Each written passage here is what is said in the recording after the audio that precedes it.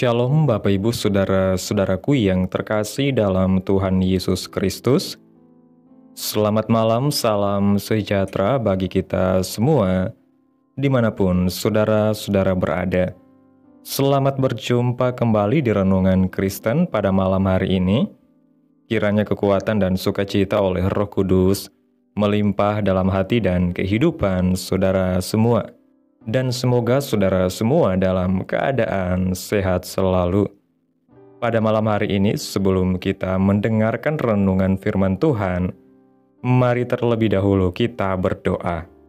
Bapa kami yang ada di dalam kerajaan surga, Bapa yang kudus dan kekal, Bapa yang ajaib dan mulia, Bapa di dalam nama Tuhan Yesus Kristus, kami mengucap syukur ya Tuhan oleh karena pertolongan-Mu di sepanjang hari yang telah kami lewati.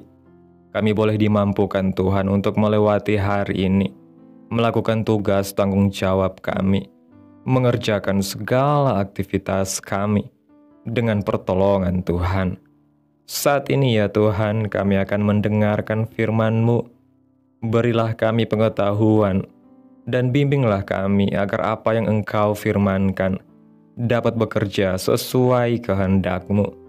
Bukalah hati dan pikiran kami ya Tuhan, untuk mendengar dan menerima firman-Mu.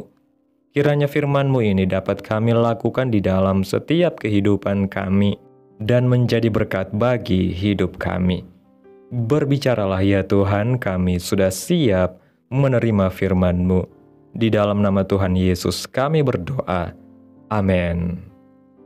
Bapak Ibu Saudaraku yang terkasih dalam Tuhan Yesus Kristus, ayat renungan kita pada malam hari ini terdapat dalam kitab Galatia pasal 4 ayat 22 yang berkata demikian. Bukankah ada tertulis bahwa Abraham mempunyai dua anak, seorang dari perempuan yang menjadi hambanya dan seorang dari perempuan yang merdeka? Bapak Ibu Saudara yang diberkati Tuhan, dalam kehidupan ini manusia tidak akan pernah terlepas dari yang namanya masa lalu. Tergantung pada masing-masing orang, apakah masa lalunya baik atau suram. Sebab tindakan dan keputusan seseorang di masa lampau akan menentukan sejarah hidupnya. Rick Warren pernah berkata, bagaimana keadaan kita sekarang itu ditentukan bagaimana kita hidup di masa lampau. Sebaliknya, baik atau buruknya masa depan kita ditentukan tindakan serta keputusan kita sekarang. Dalam ayat pembacaan kita, jemaat Galatia tampaknya ingin berada di bawah hukum Taurat. Ismail adalah salah seorang anak Abraham yang diperanakan menurut daging atau dengan cara yang duniawi. Ini adalah sebuah kiasan. Cerita mengenai kedua perempuan dan anak ini bisa mengungkapkan sesuatu yang bukan sekedar cerita sejarah, tetapi mengandung makna rohania. Dua perempuan ini melambangkan dua ketentuan Allah. Hagar melambangkan ketentuan atau perjanjian yang diberikan di Gunung Sinai, yakni Taurat Musa. Sebagaimana ia meninggalkan tempat berkat di Kanaan dan pergi ke wilayah yang rawan, demikian pula yang dilakukan jemaat Galatia. Mereka pergi meninggalkan kasih karunia Kristus. Dari peristiwa yang dialami oleh Abraham, ada tiga hal yang perlu diperhatikan, yaitu yang pertama, keputusan hari ini berdampak pada kehidupan selanjutnya. Yang kedua, apa yang kita anggap baik belum tentu baik di pandangan Tuhan. Yang ketiga, orang-orang di sekeliling kita sangat mempengaruhi kehidupan kita. Semua orang pernah melakukan kesalahan, tetapi tidak semua orang sadar akan kesalahannya itu. Sebagian orang pernah diperhadapkan oleh sebuah situasi yang sulit dan samar-samar. Namun tidak sedikit orang yang berpikir negatif atas situasi tersebut. Kemampuan kita dalam memecahkan sebuah masalah tidak dipengaruhi seberapa kecil dan besarnya masalah itu, tetapi ditentukan cara pandang kita atas masalah tersebut. Sebagai anak-anak Tuhan, kita harus merdeka dari masa lalu, agar hidup kita berbuah lebat di hadapan Tuhan. Bapak Ibu Saudara yang diberkati Tuhan, Melalui renungan pada malam hari ini kita belajar bahwa setiap kita memiliki masa lalu.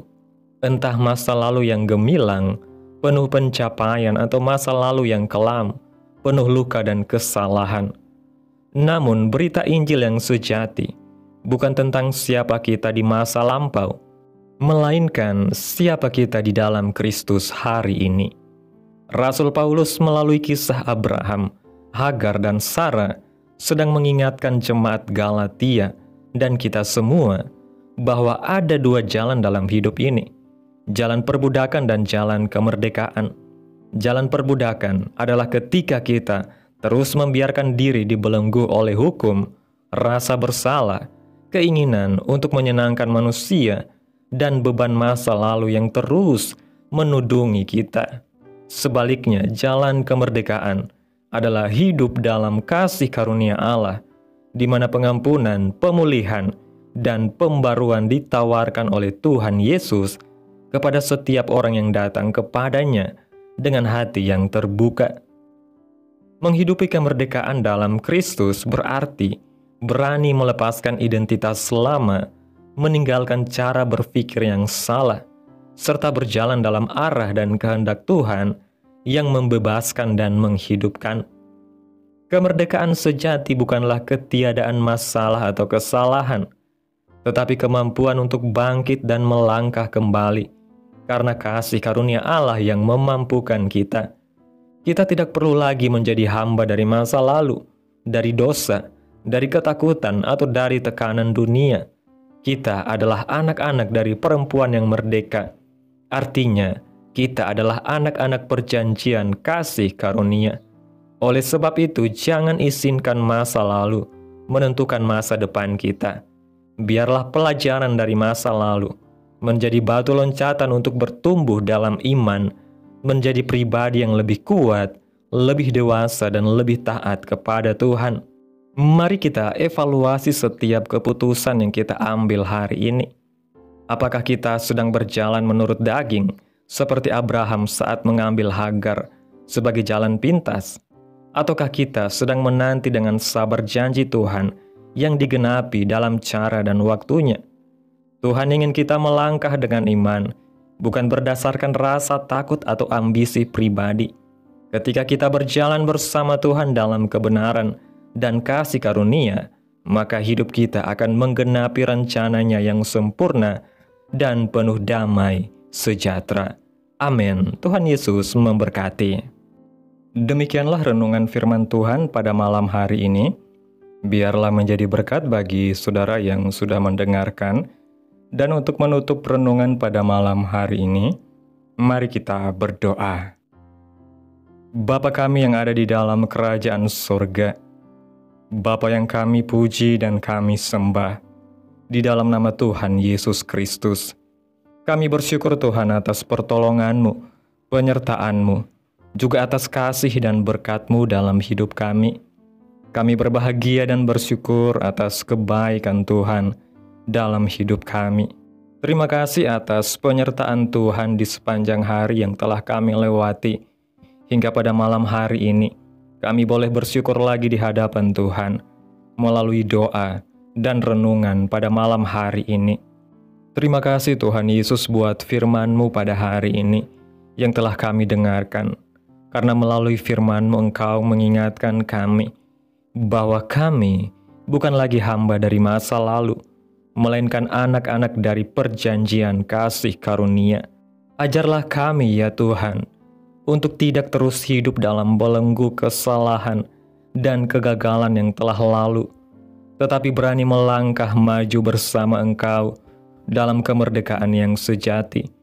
Tolong kami agar setiap keputusan yang kami ambil hari ini selaras dengan kehendak-Mu, bukan berdasarkan keinginan daging atau tekanan dunia, melainkan berdasarkan iman kepada-Mu yang setia.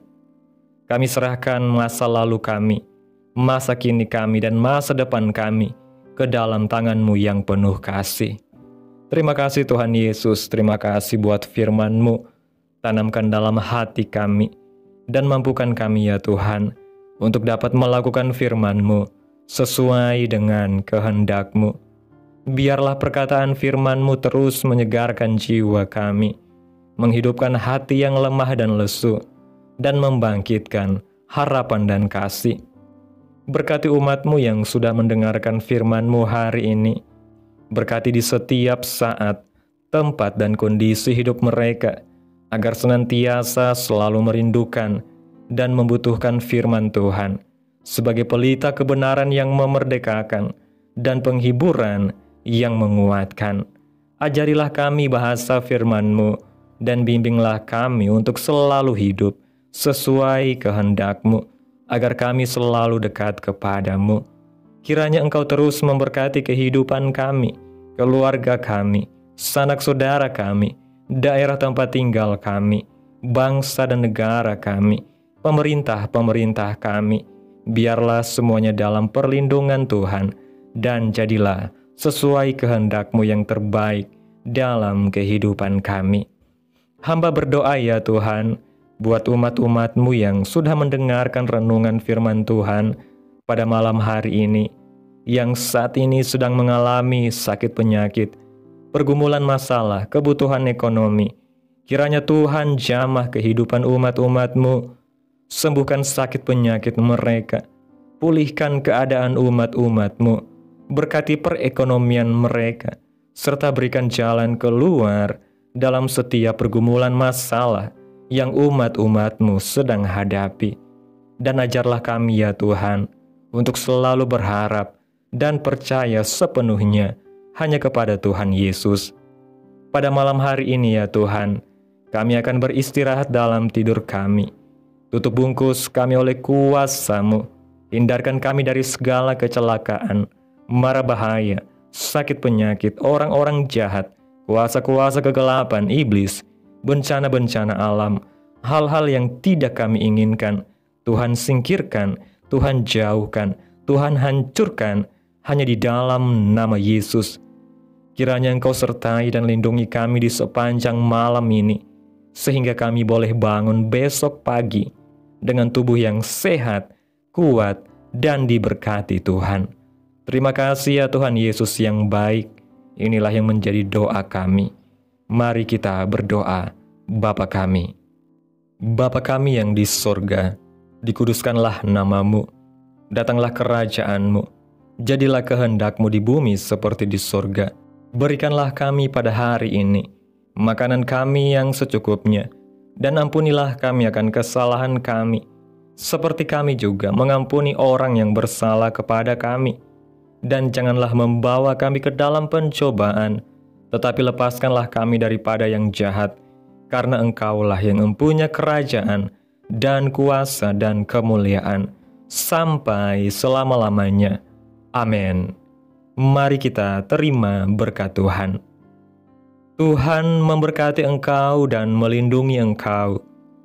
Tuhan menyinari engkau dengan wajah-Nya dan memberi engkau kasih karunia.